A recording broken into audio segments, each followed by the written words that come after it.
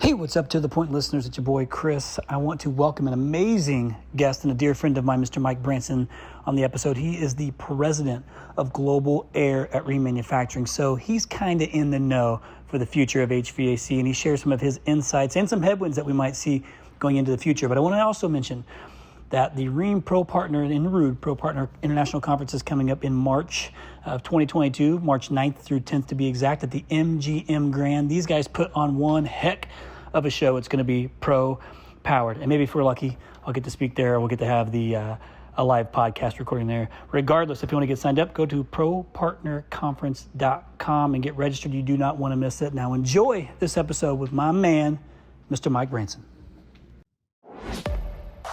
This is To The Point, a Rhino experience, voted one of the top home services marketing and operations podcasts, cutting through the bullshit and getting to the point. Hey, what's up, To The Point listeners? It's the host of To The Point Home Services Podcast, Cristiano, along with my extra tall, extra lean cycling buddy, Mr. Co-host Tall Paul Redmond. What's up, buddy? Well, hello, Christopher. It's nice to see you. Today is the first day I've ever heard anyone refer to you as Christopher, and it's a special day. It is a special I'm day. excited. We have Rhino royalty on the podcast today, and he's humble. He's going to say no, but it's what it is. But actually, nope, there's no Rhino before it was without this guest. Rhino royalty, it would have been Brickyard Marketing royalty, because that's what the name of the company was back in the day. So for any of those who are wondering what the heck I'm talking about that might be listening for the first time on this episode, I'm the CEO of a company called Rhino Strategic Solutions, which, again, what you just heard was called Brickyard Marketing back in the day, and really is a digital marketing company for HVAC, plumbing, electrical. It's since grown a little bit since I first met my guest. But let's go ahead and introduce him, bring him on. Let's get into a little history lesson and some of his background. So first and foremost, I want to welcome my friend, a mentor of mine, Mr. Mike Branson, on. Hey, Mike, I'm so grateful to finally get you on here. Chris, it's great to be on here with you and to meet Paul and to be a part of this. It's awesome what you've created and all the lives that you're touching. Absolutely amazing. Well, listen, it starts with you. So I want to give our listeners a little insight into who Mike Branson is besides my mentor and my friend. So I met Mike, I think it was back in 2007. And really, I was just learning. I was a digital marketing, I was an internet nerd, and I was just trying to start my own company. And as you know, the struggle of starting your own company, it was tough. I didn't know anything about business. I just knew that I needed to get some customers and do internet marketing for them. And I just started to get into the HVAC space and had a lot of success with it. And ultimately how I ran into Mike. And Mike was, even as the brand manager at that point for this major corporation, was willing to give me his time and help me learn. And so and I'll get into a little bit of the history lesson too, but that right up front told me, like, oh my gosh, like, even though this, given the lack of time you have in that role, that you are still willing to give me time and teach me about the HVAC industry from the manufacturer, the OEM perspective, which was a whole new world I had to learn beyond what I was doing, just working with the actual contractors. So, but Mike is currently the president of Global Air at Rheem Manufacturing now. And we'll get into some of your history, but you've been there almost 11 years now, right, Mike? Somewhere along those lines. It has from the time you and I met. I was at that corporation for an extended period of time. Then I was in wholesale distribution. We'll talk more about that and how that even evolved since you and I originally met. My understanding of contractors and their needs and how we can better support them as OEMs and as distributors. And then I've been at Rheem for 11 years, running our global air business, which is residential, commercial refrigeration in markets around the world. It's been a real joy, blessing. Well, now you're an engineer by trade, right? Absolutely. In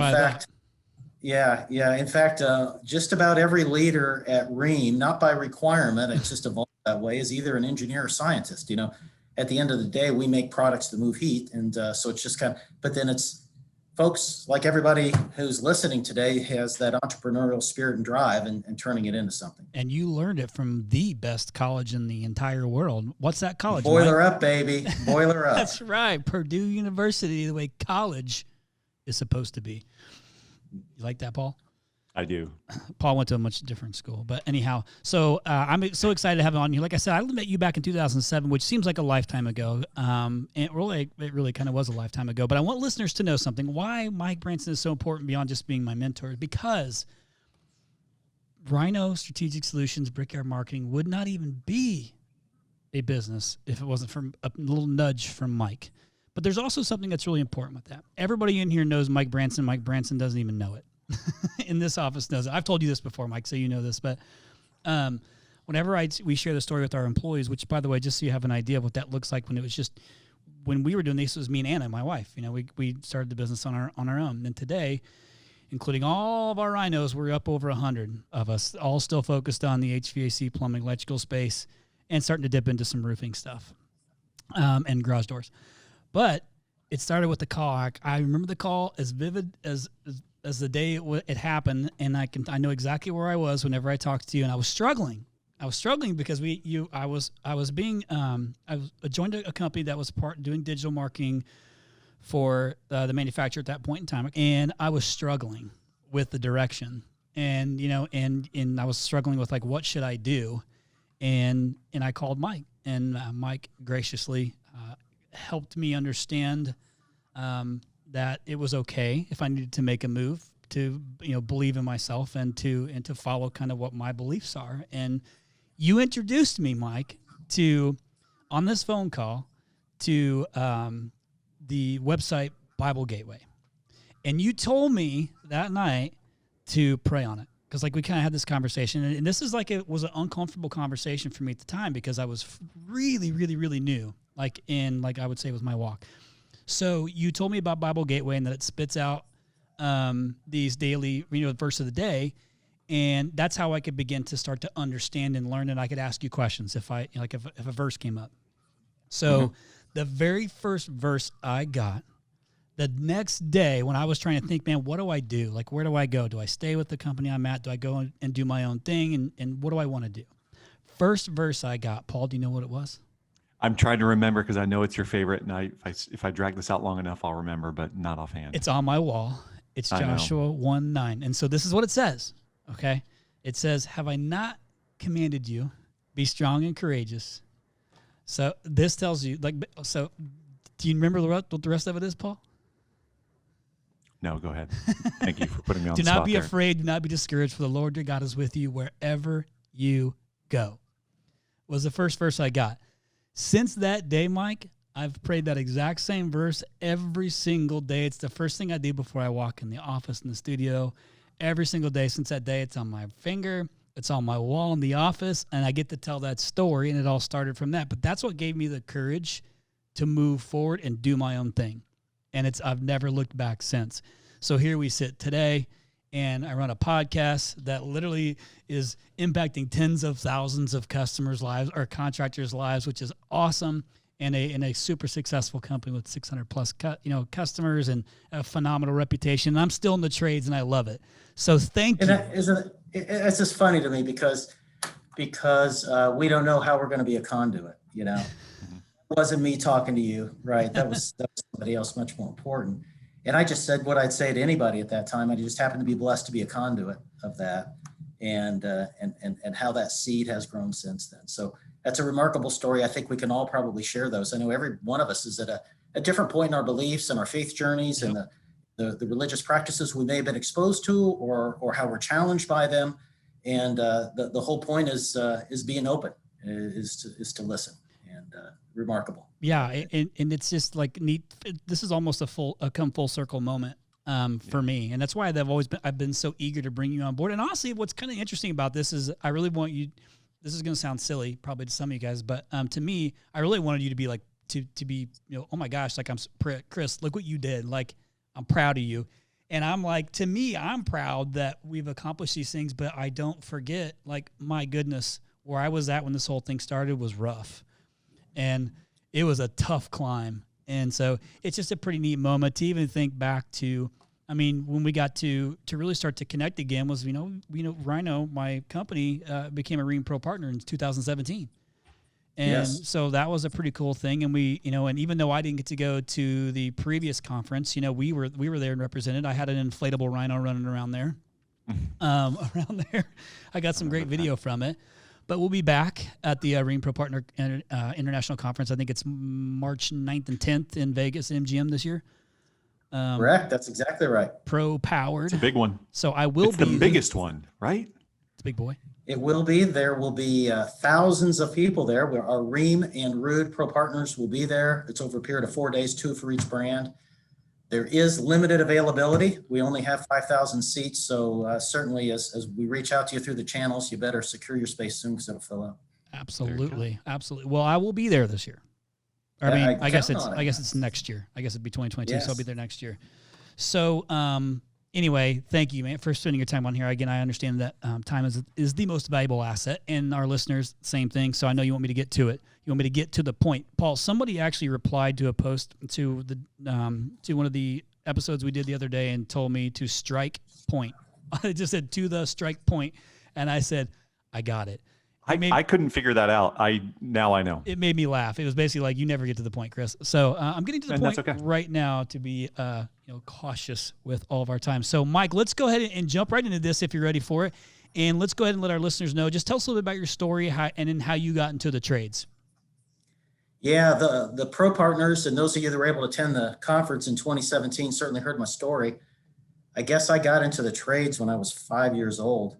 I didn't, like many of your customers and your partners that you're helping grow. Some it's been in the family for a long time, perhaps even generations. Some of us it's not. And for me, my dad was an engineer. He thought he could do everything. Like most engineers, we all think we can do anything. Right. But we did everything together. We were buddies, and we had 1972, I guess it was. And he said, man, I have allergies bad. We need to put air conditioning in the house, and we're going to do it ourselves. Oh, okay, Dad. So we went around to different wholesalers, and most of them were smart enough not to sell to somebody that didn't know what they were doing. But we finally found one in Anderson, Indiana, and brought the stuff back home. And we lived in a house built in the 60s, so very low roof line. So I turned out to be very handy to crawl through that, to help install the ductwork and to help put the holes in. We did not real optimal. We probably should have gone through the crawl space, but we put this air handler in the ceiling and the rest. And so really introduced to HVAC when I was 5 years old. And it was tough. This was like a July installation, a hot Midwestern summer. Yeah. And I've got this child labor up here putting this in, and we get done. And my dad said, "What do you think?" I said, "I'm hot. I'm tired." I said, I really don't like doing this, And so we started a list of things we don't want to do when we grow up. And I decided a career in heating and cooling was going to be at the top of that list. And over the years, we added roofing and plumbing and every home project we did. We would laugh, and Dad passed away earlier this year, but even last year we joked about our list. So, and here you are. Mm-hmm. And here you remember that first night of air conditioning? Oh my God, it was heaven. Is there anything better? Heaven.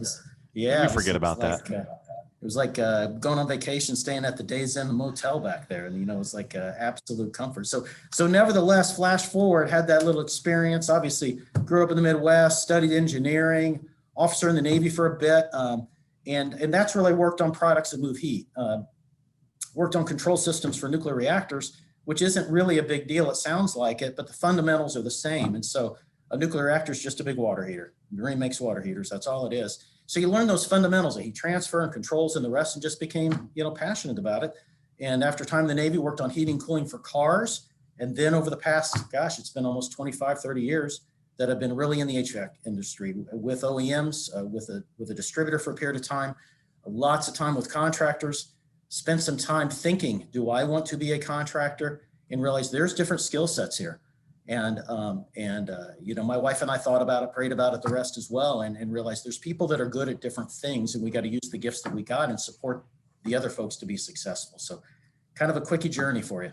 So did you get pretty close? Sorry, Chris. Did you get pretty close to becoming a contractor or buying a contractor? Because I think that all of us who are in this, that support the industry, we all kind of look in that circle and we're like, man, it kind of looks good over there. But then we get close and it looks complex. Yep. So tell me about that.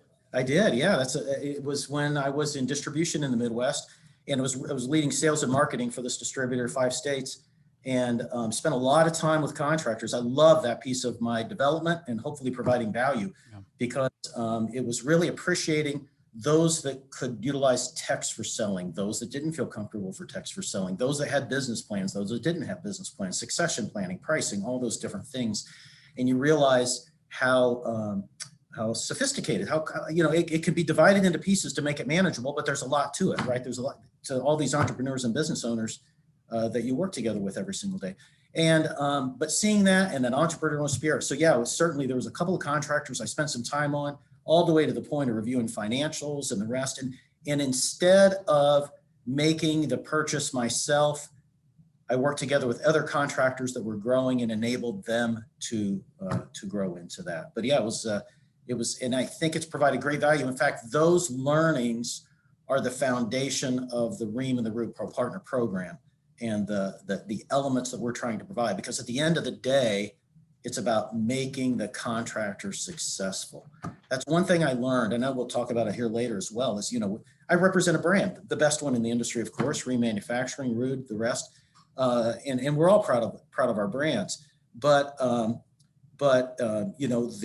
things that make a contractor successful, earning their business every day. And we realize too that the person making the most choice on what brand, what products are going to be provided is the contractor. As homeowners, we call the contractor that we trust, or that our neighbor recognized, or that we heard about in social media. We contact that contractor we trust, and they are trusted to buy from the best manufacturer, from the best distributor partner to be successful. Absolutely. Well, so I know where you're at too. Like when you're working with the contractors, and obviously it's great because it's made you well-rounded for the position that you're in today, because you get to see it from multiple points of view, and haven't been in the industry so long. And I know that like R&D is kind of like your thing. You like that kind of stuff quite a bit. Oh yeah.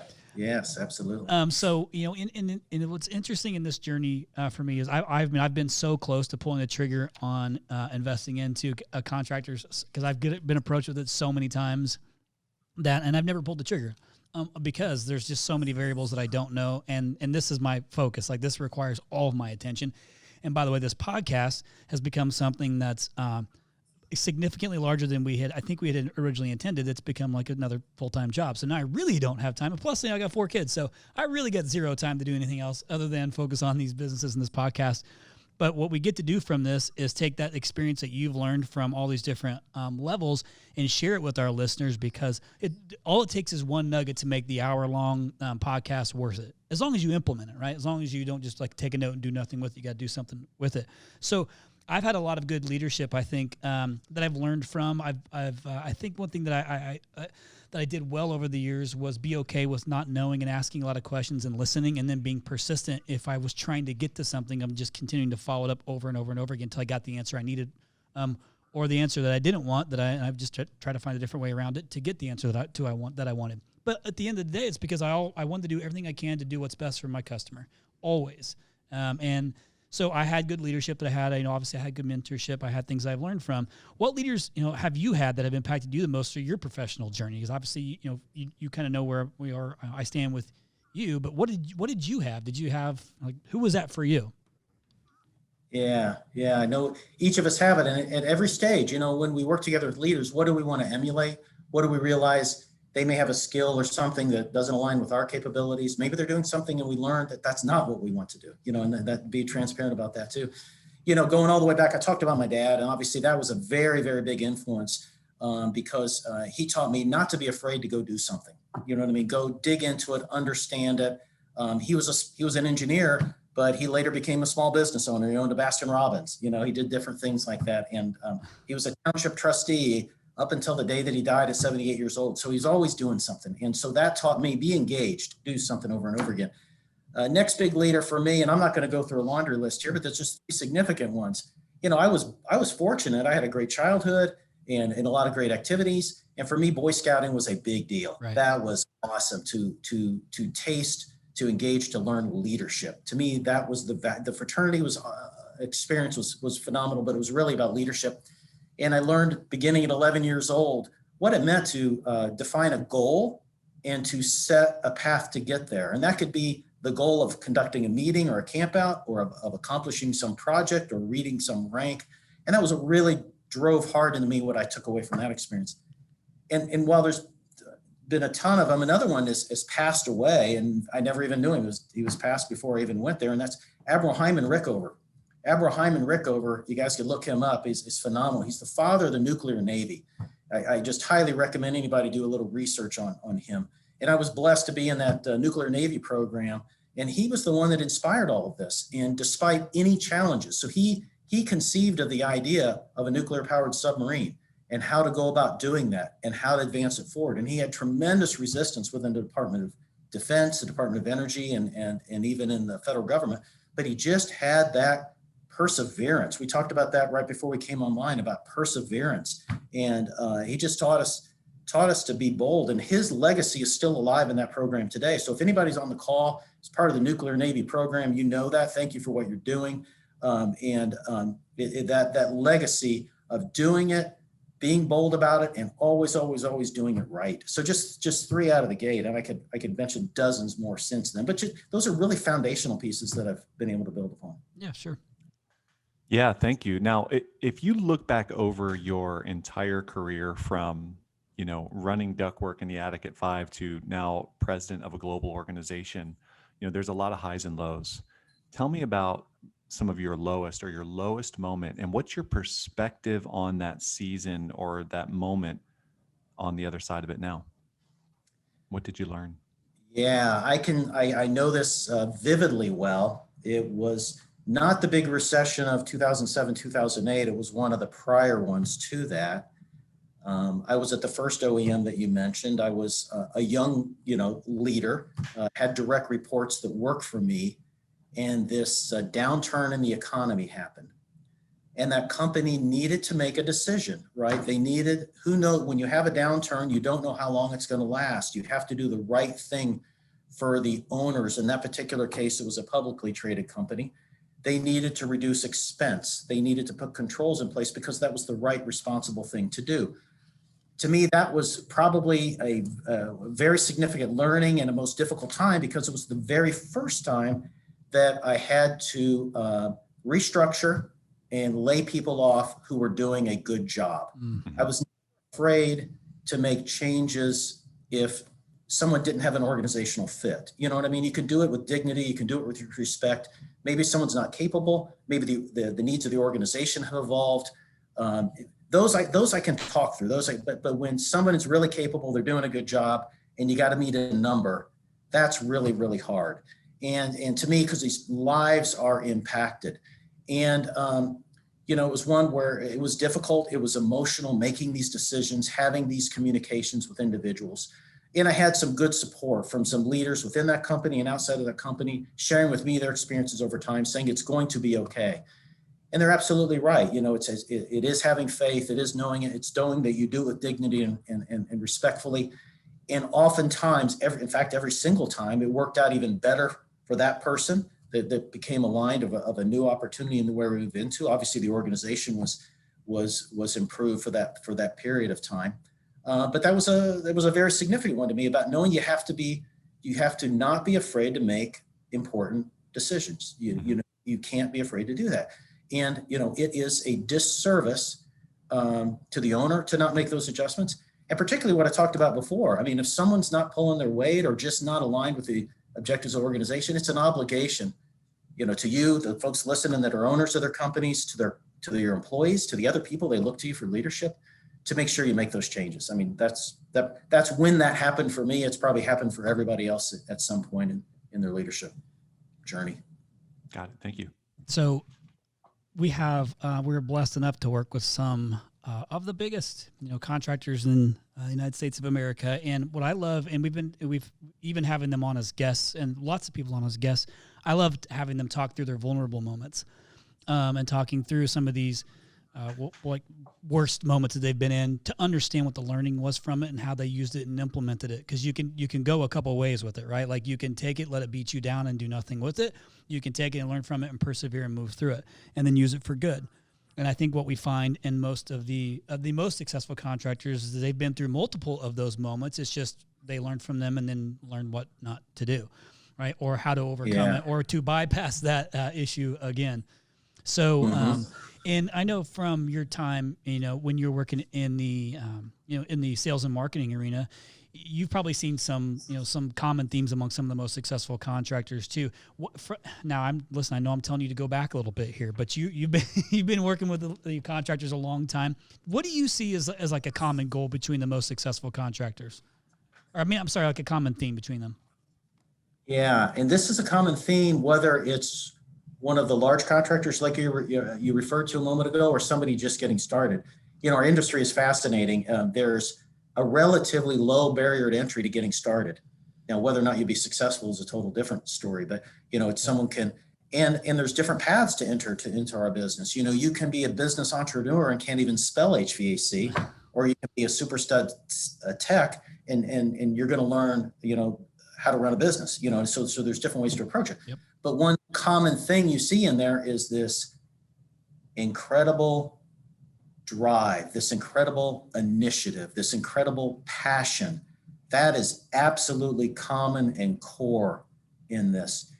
And what I saw as the biggest step to success is understanding what you know and what you don't know, and realizing you're going to build your team to help you grow in that, or you're going to learn. And what's really very, very valuable, and I know everybody here does that with you and with your network, is build that network, identify those mentors. Some of it's going to be through your organization. Some of it's going to be by a local chapter nationally through ACCA, Air Conditioning Contractors Association, or PHCC, certainly a factory program like our Pro Partner program. But being a part of mixed groups, being a part of things to share best practices with others in your market, out of your market, and from related industries. I was really excited when I heard how you expanded your business to go, even if HVAC was a foundational element, but getting into these other categories because the fundamentals are the same. Yep. I couldn't believe it. I had a house and I got a water softener, right? And I had an issue with the water softener, bought a new one. And I asked the guy, I said, well, how do I sign up for a service agreement? And he looked at me blank in the face. And I said, I want to have a recurring relationship with you. I want to know it's always working. You know what I mean? And he goes, well, if it stops working, just give me a call. And it was like, oh my God, so I had to sit him down and talk to him how I wanted to give him money, and why that was going to be good for his business and how he could expand. I had the same thing at that on City Water now. I had a septic tank, same thing. I had a guy from, they called it Honey Dippers. He had to come clean the septic tank. It's like, dude, what's your subscription model for this? So I never have to call you again. And it's so you're taking these fundamentals into all these other service organizations. And it had a gutter guy out the other day. He needs the same story. So yeah, we got a lot of people we can add to the network for sure.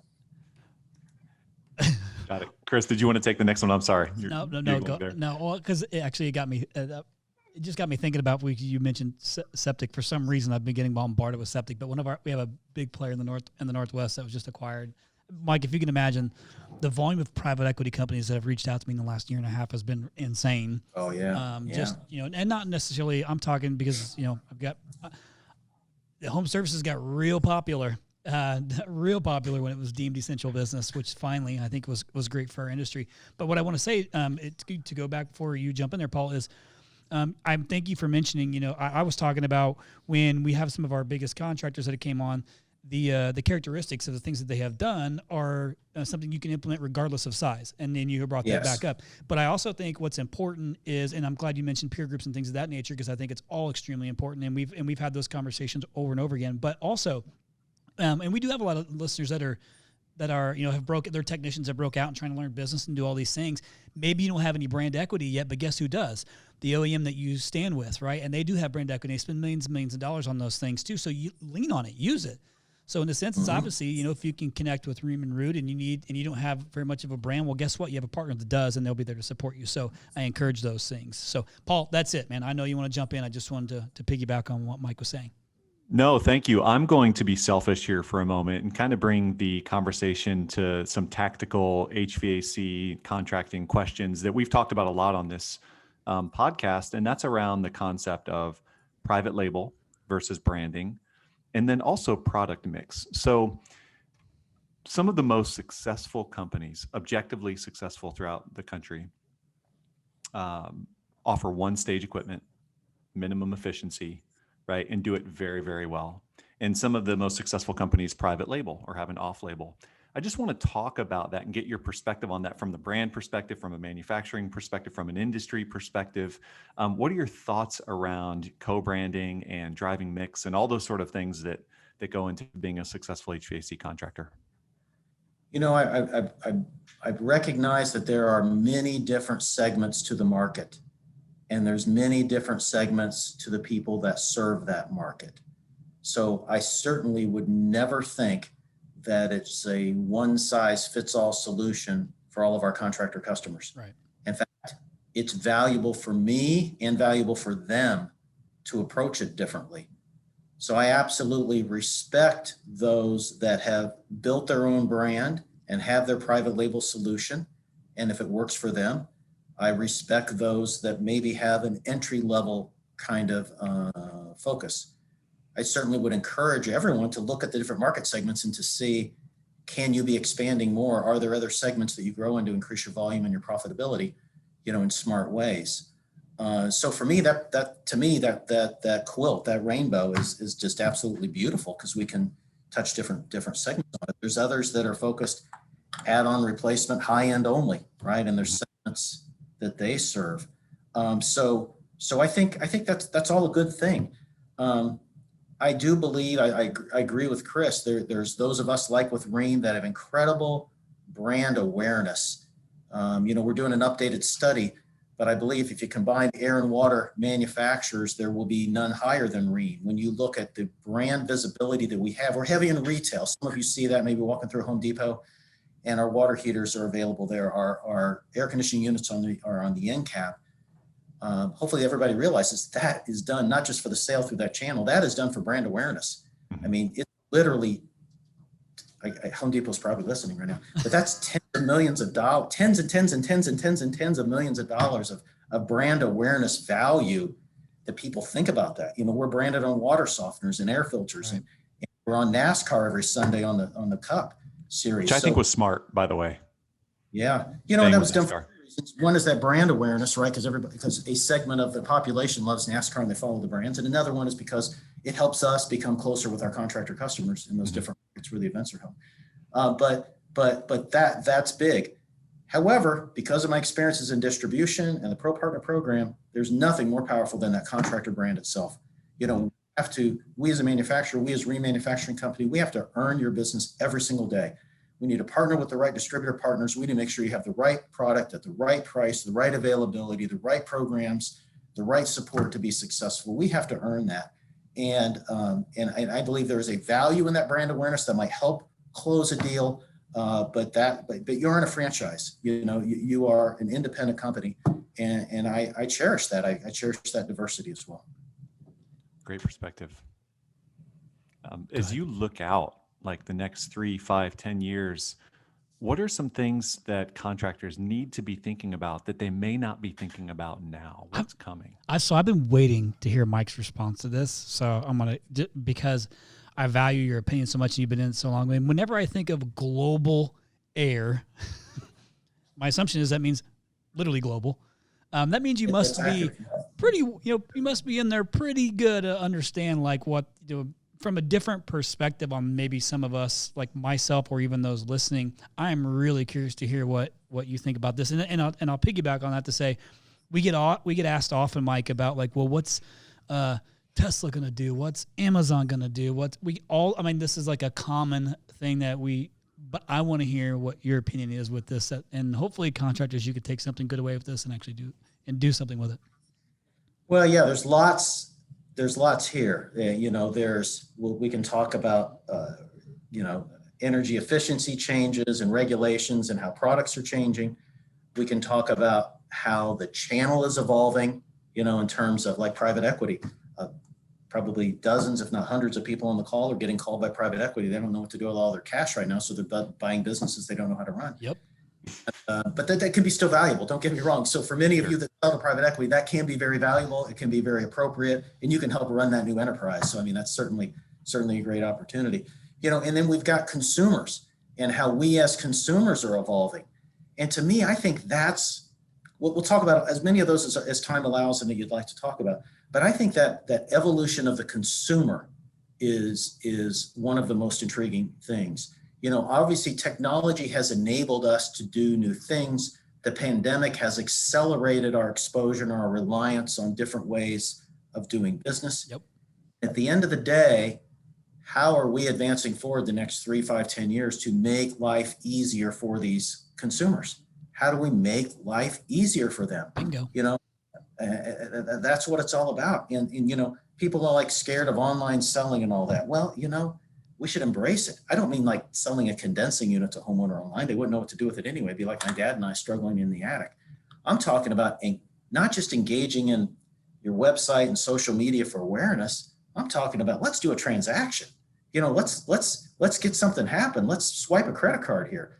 You know what I mean? So it's like, if you build enough confidence in your social media interaction and in your web presence that they're willing to schedule that appointment, you'll be there much more quickly. Get the deposit. You know what I mean? Like start the because you're gonna begin that journey of owning that customer for life.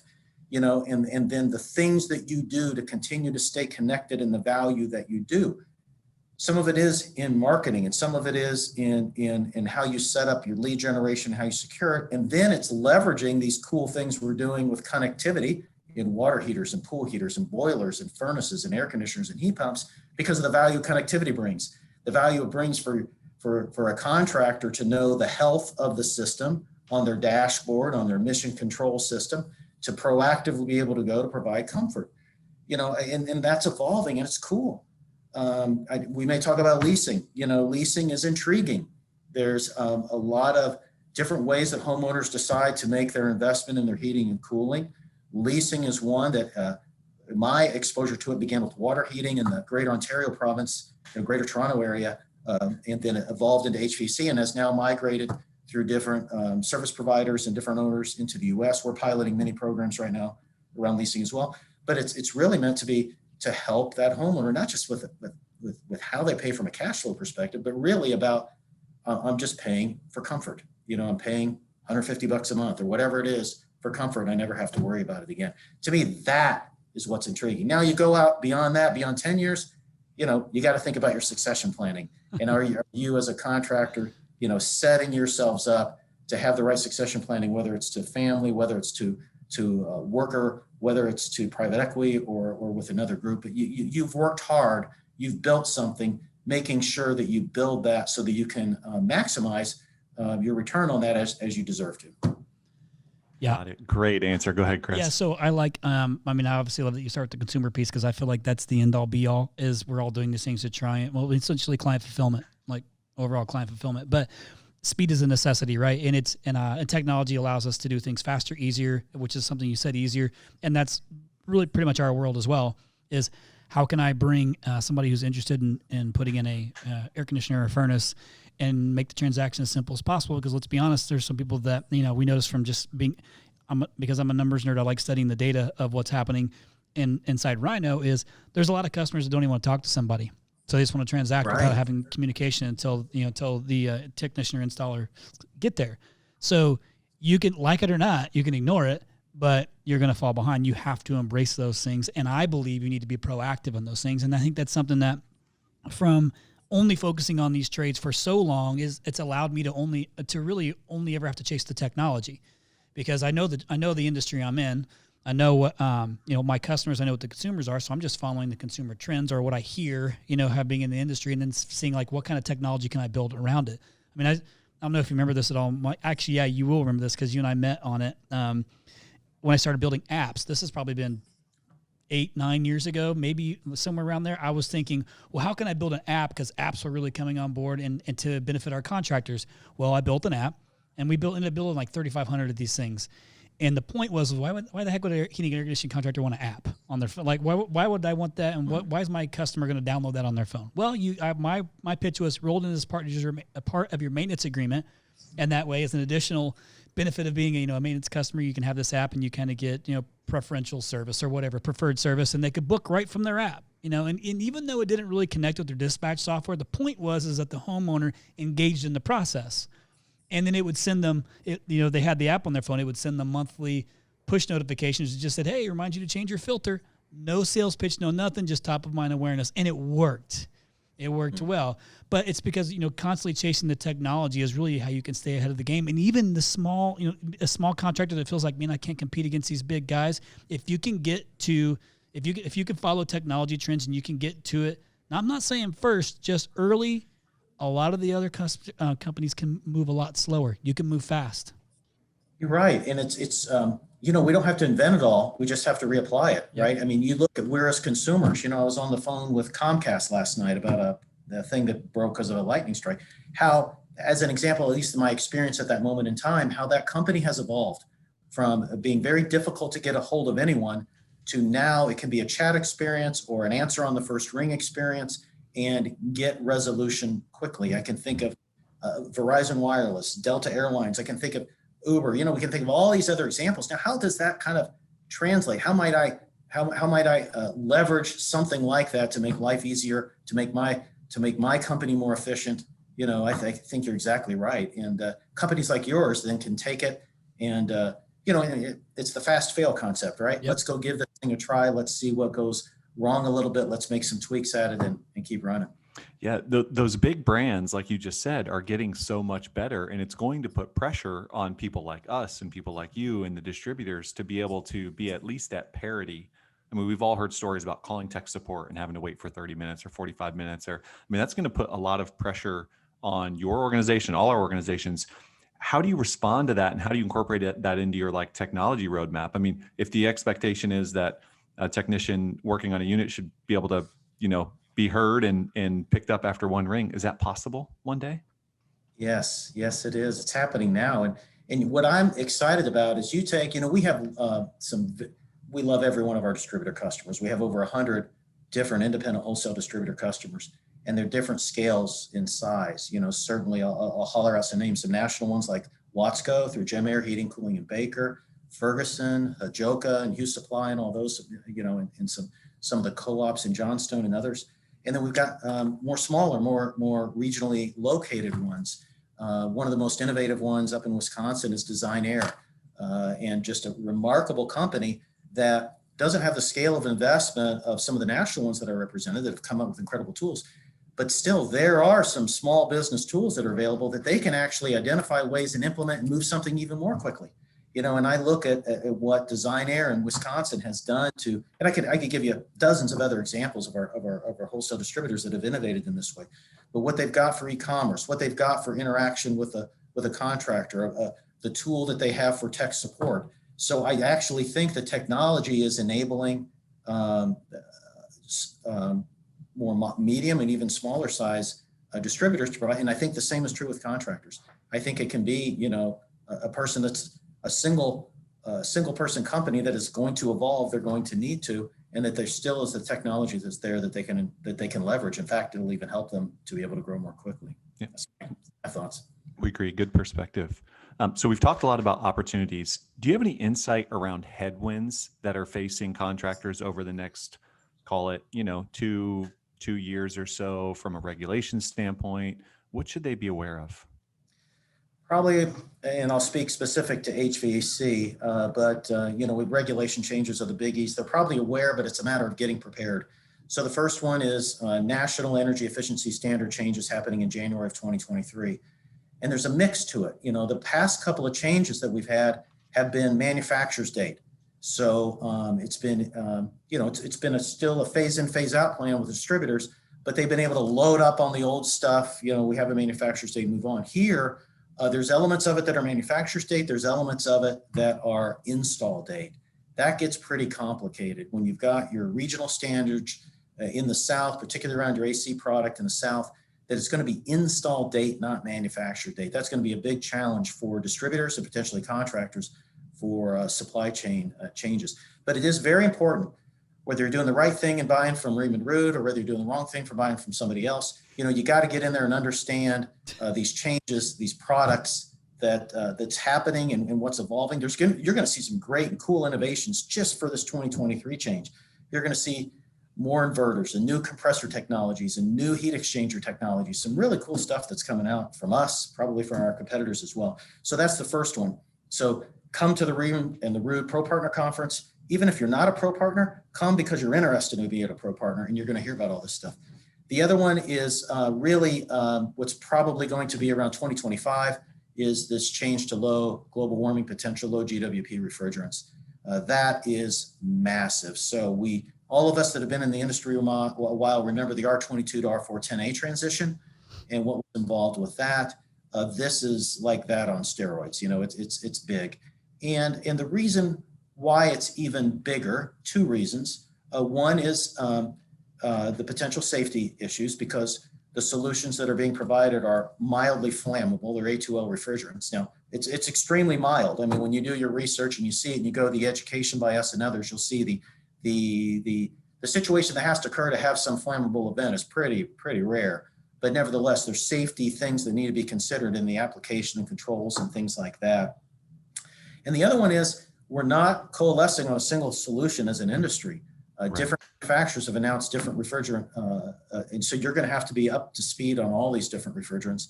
We probably won't migrate to a single solution. It's going to be more like the refrigeration industry, which has dozens of different solutions depending on the application. We'll probably get to a couple, initially, but that could evolve. So just things get more complex. So how do you prepare for that? That's education. Just suck it in all you can. Rely on your manufacturers. Rely on your distributor partners. And take advantage of what we're putting together. Make sure all your technicians are NATE certified, North America Technician Excellence. Absolutely do that. They've got incredible material for education and especially for certifying. And that becomes another marketing calling card as well, that I have certified technicians by the most recognized certifying agency. But definitely, I highly recommend everybody make sure their technicians are NATE certified. That's a good call out. And I feel like there's some work that needs to be done around just kind of the re-commercialization of the importance of NATE, because Chris, I mean, remember when people used to list that as like highly important when we'd be talking to them about marketing, and now they just don't really talk about it anymore. It became kind of table stakes. Yep. Mike, you just reminded me of the refrigerant change from R22 to 410A. 410A.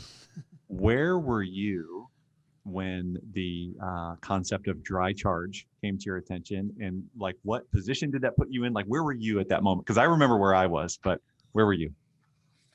Yeah, I was running product strategy for an OEM at that time, and it was pretty controversial. And and it's interesting, that whole dry charge thing. It was still alive all the way through my distribution years, all the way until when I entered Rheem.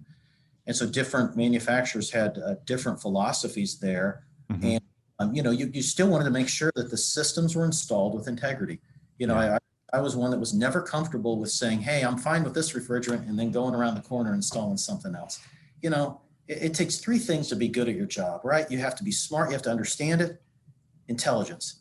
The second one is initiative. And the third was integrity. 3 I's: intelligence, and initiative, and integrity. And, to me, that's an integrity issue. So to me, absolutely no sneaky stuff. You know what I mean? And so dry charge is fine if that's what it was, if it was going to be used with the refrigerant that it was qualified for. Absolutely not good if it was meant to get around something. I'm not opposed to dry charge as long as it's applied properly. Even around this A2L thing, I mean, certainly that's something the industry, OEMs, distributors have discussed. Should we just ship the stuff dry? That way we manage the mildly flammable refrigerant containment to a certain, supply chain stream. That's evolving. I don't think that's going to be likely needed, but it's just around the integrity of it is my issue. Got it. Thank you. Intelligence, initiative, and integrity. The 3 I's, right? That's what we just named the podcast. My gosh, there you go. Bingo. Bank it, Rheem. Okay. So is that whenever we hire somebody, and every time we do leadership reviews, which I do with all of the 6 air divisions globally. And that's how we kind of, look at ourselves as well. So what I love is that that he, go ahead, Paul, go ahead. I was just thinking, if I were in a performance review with you and you were reviewing them in that order, and I had, I didn't have 5 out of 5 stars on intelligence, I probably wouldn't hear anything else you said. You got to have the right match. I'd go home like, I think he said I had integrity, but we have this when we map people into the matrix. We have a box called misapplied talent. So they have potential. They're just in the wrong chair. Got it. Yep. We've done similar exercises at Rhino. We have. Okay. So, one, thanks for sharing, because actually, you noticed Mike knocked out like 2 of our questions in one response, which was awesome. So thank you for sharing kind of your view of what the future looks like, and giving it that perspective to our listeners as well. I want to do a simple little shift here too, and that is I know something that's important to you is giving back. One of our core values at Rhino is giving back, and something that we've implemented from the beginning, and that we still do to this day. It just looks a little different because there's way more of us, but we do a service day once every month, where we go and serve somewhere in the community, whether you're in the office or you're a remote employee, doesn't matter. But we do it one Friday every single month. So we like to continue to give back. What is something that, and this is, this isn't something I had intended on asking, but I do want to hear how, everyone to hear how important it is to give back, because doing good is good business. But what is something that you guys do, or some sort of program that Rheem Root or whoever, or whichever has in place to give back? Yeah, that's important. It's just the right thing to do. And we have a global initiative that has local execution called Heart of Comfort. Heart of Comfort is the name of it. And it's about helping people, and it's about helping employees and their families. It's got elements about helping the communities where we work. It's about helping our supplier partners when they're challenged. And so we have many global initiatives and then many local ones. And, sometimes it's a habitat house. Sometimes it's, supporting the local Red Cross with things. And so it's very defined, but at the end, it's about, people being comfortable. And so I'm thrilled with what we've done. A lot of it goes silent, even though we could get some more marketing press from it. A lot of it's just doing the right thing because it's the right thing to do. And we have Heart of Comfort celebrations just within the community of what did we do and why, and now how can we extend that further? And it gives a lot of fulfillment to the whole Rheem family and the Rheem community for what we're doing. Over the past couple of years, we've really reached out a lot because there's been so many storms, over the past couple of years, particularly in the South and the Southeast.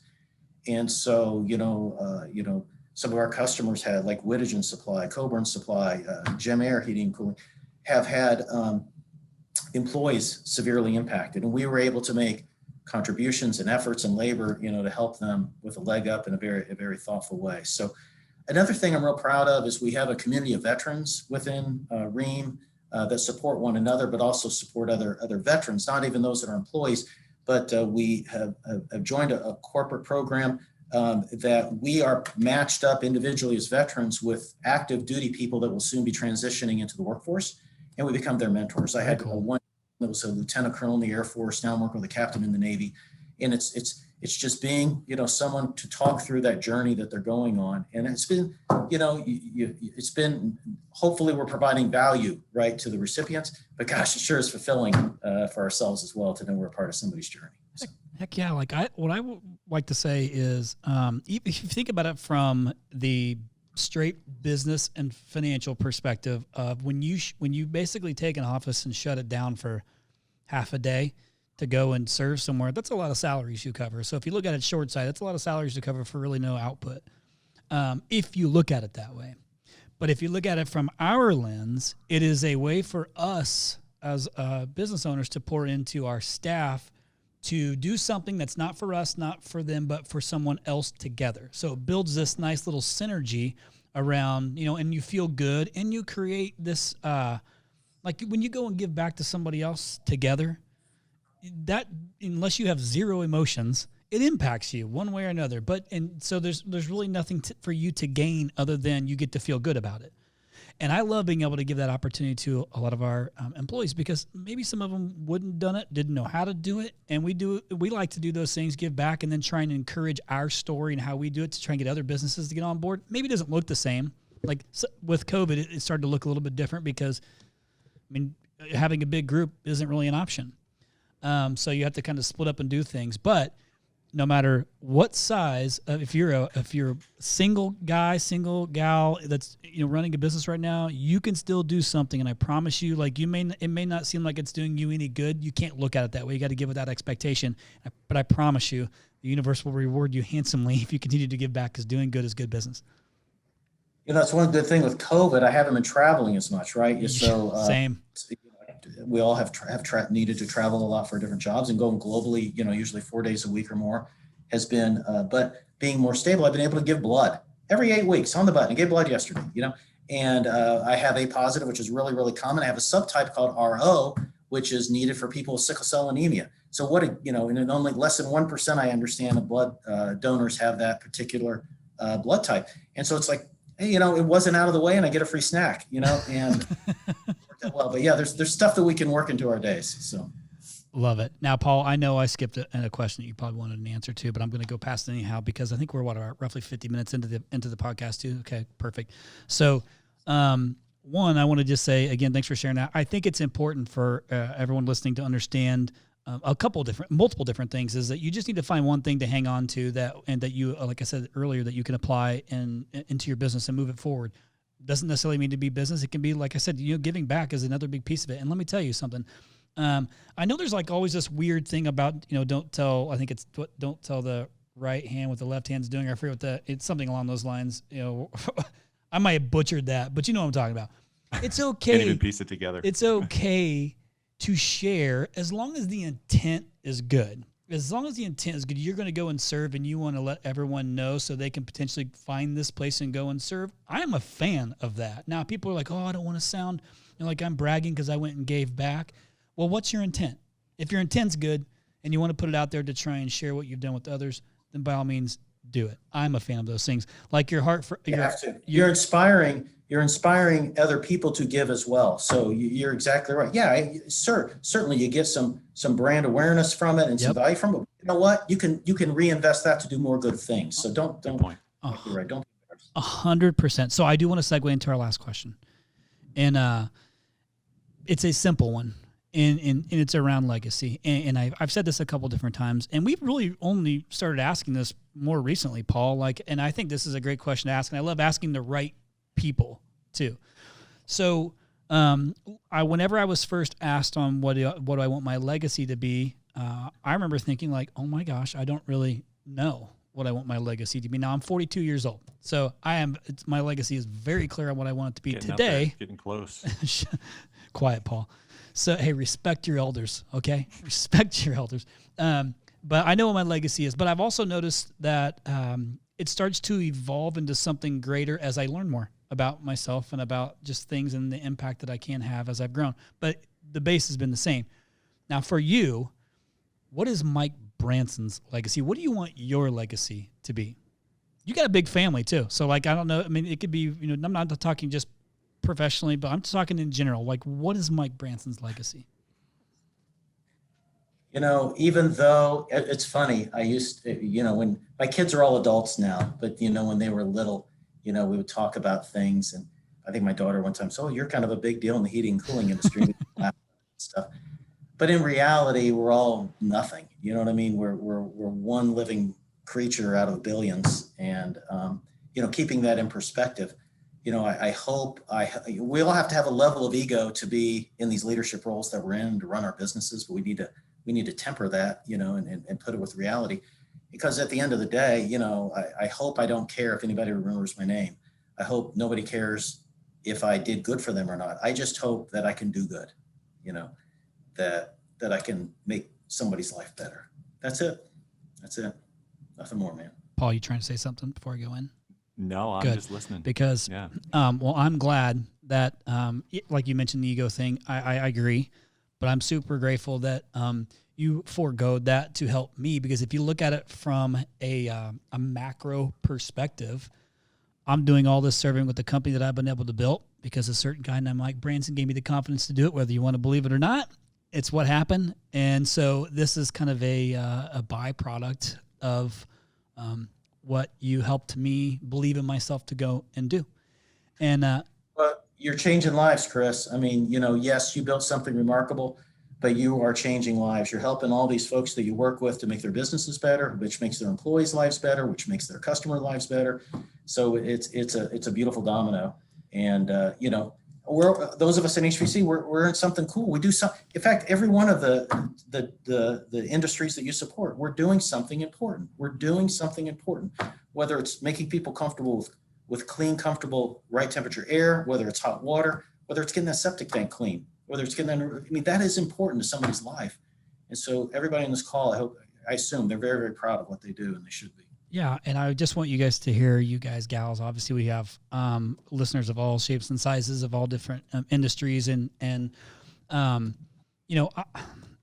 I just believe that this particular podcast, if you're listening and you listen over and over again, you're taking away something that you can implement to your business to make it better. To me, this is as personal as it gets. I was told early on a couple of things, Mike. Whenever I first started going down this path, I remember a competitive agency in my space that was much larger than me told me that I was making a mistake by focusing on HVAC only at that time.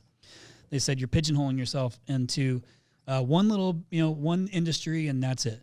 Well, I looked at it from the perspective of, thank goodness I've only got to focus on this one industry. And so if I do it every day, I should be the best at it. And if I'm the best at it, I can start to scale this thing because now I know the industry, I can just chase the technology.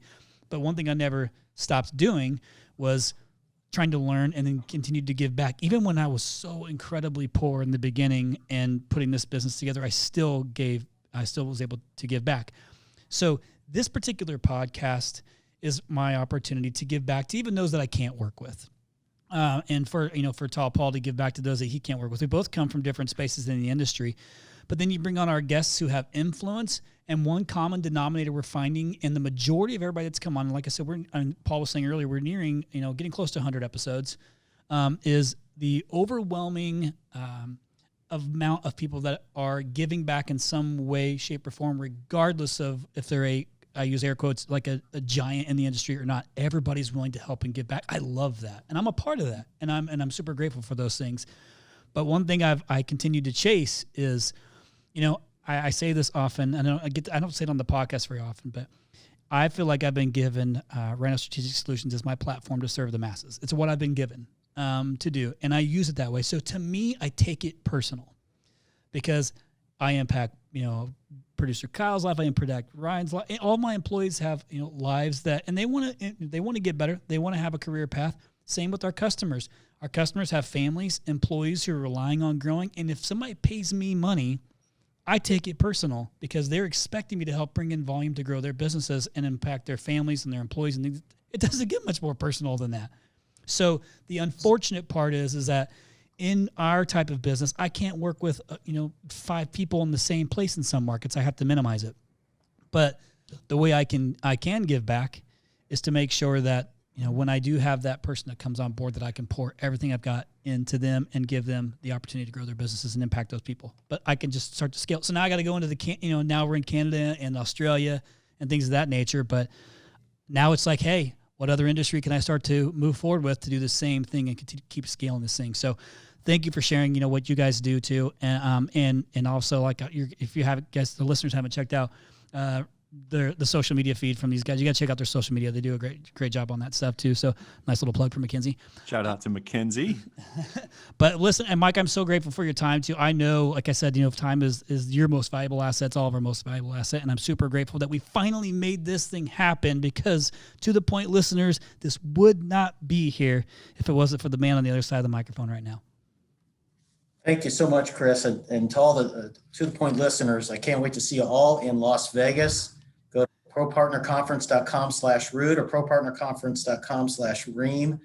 Chris will be there. Paul will be there. Come see him, give him a hug, and we'll all be at the MGM Grand the first week of March. All right. Absolutely, and we'll make sure to share that as well for you too. I'm going to go ahead and again, thank you, Mike, Tall Paul. Appreciate your thoughtful questions. I'm going to go ahead and end this thing with a quick review, and then we will get out of here and let you guys get on about your day or night, whatever you're doing. So 5 stars from Jay Brody Fun Jay. High praise from Canada. Canada, eh? Perfect. Worked out great. So been listening for a year. Every episode is insightful and interesting. Certainly the best home services podcast available today. Thank you very much. I have shared with many individuals outside the industry who have become regular listeners as well. Since I'm Canadian, my ask would be interview a Canadian. Noted. That's Noted. a good point. I don't know if we've done that. I will reach out to I can set that up. All right. We got to get a Canadian on here pronto. Oh, yeah. We've got some in the pipeline. Wonderful. Hey, Mike, thank you so much. Continue to be, continue to give back and be a phenomenal leader. And I appreciate your mentorship from you over the years. No matter what position you've been in, and how busy you are, you've always responded back to me and given me time when I asked for it. So thank you. I appreciate that so much.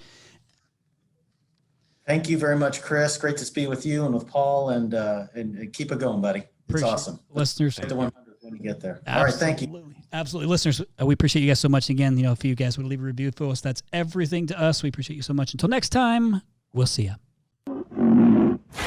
Listeners, thank you so much again for listening to this podcast week after week. We are extremely grateful. Again, the whole purpose of this podcast is to give back to the home services industry that we love so much, whether you're a Rhino or not. We really appreciate all the subscribers. And if you haven't subscribed yet, please go in and subscribe and you'll get all the episodes sent to you automatically weekly. Also, we have really enjoyed your feedback. It's so meaningful for us when we get to read the nice comments that you guys put. So keep doing that. And if you don't know how to do it, here's what you got to do. You search for To The Point Home Services on Apple Podcasts. You click on our profile, scroll all the way down to the bottom and hit write a review. And be honest and share your story and how the podcast has impacted you and your business. Thanks again from the bottom of our hearts at To The Point Home Services Podcast. We appreciate you.